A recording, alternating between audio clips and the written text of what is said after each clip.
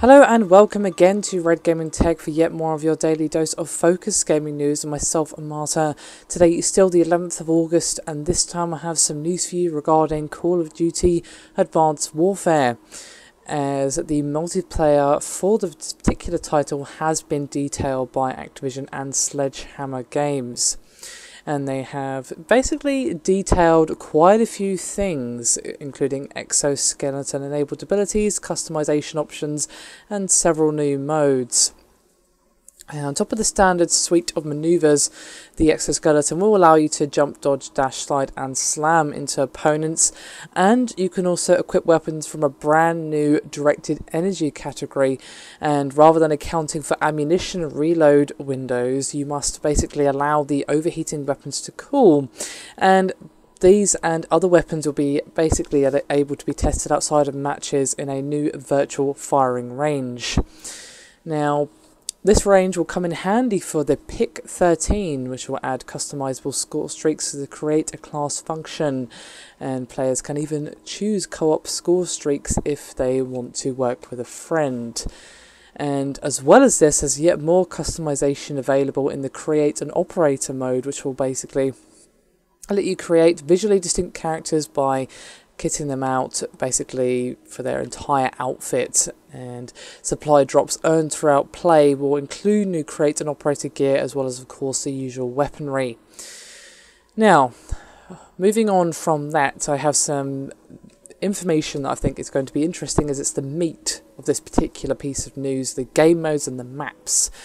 Now, it will include, of course, fan favourites of Team Deathmatch, Capture the Flag, Hardpoint, Search and Destroy, Domination and Team Domination, but as well as this we have a couple of new modes.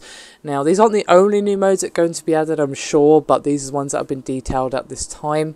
First of which is Uplink, and it reads, quote, "Uplink has been built with teamwork in mind and to promote fast and frantic competitive gameplay.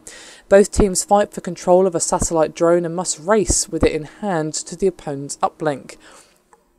And the second one is Momentum, saying, quote, "Based on the war game mode originally found in Call of Duty World at War, Momentum is the Call of Duty version of Tug of War. 5 consecutive capture points exist on the map, but only one is active at a time. The more kills and captures your team gets, the faster you are able to capture additional points. Once the other team captures on you, the momentum meter gets reset, so your team needs to be at its best the whole game." And moving swiftly on to the maps. First of all is Biolab, quote, "Part of a snowy secret base. This map features both close quarters indoor combat, along with long range outdoor terrain with added verticality for quick and fast paced action. Use your Exo Boost to take the action to the rooftops." Then, the Riot map, quote, "Set in a bombed out prison after a devastating riot, this penitentiary still has some defense mechanisms active. Crafted to utilize a classic 3-lane approach, this map offers 2 large open areas on both sides of the map, along with a large cell block right in the center for an all-comer shootout that thrusts players right into the action." And then third is Ascend, reading, quote, "Taking place in a futuristic space elevator terminal. This location features a map-based score streak that allows players to call in the turret defences. Ascend also was designed with a clean 3-lane format and verticality that is tailor-made for exoskeleton abilities." And finally, we have Defender, which reads, quote, "In the shadow of the Golden Gate Bridge, an abandoned bunker that features open gameplay and is a perfect showcase for the new exoskeleton abilities. An added aspect to this map is the dynamic vent. A tsunami hits with strategic regularity and changes a good portion of the map."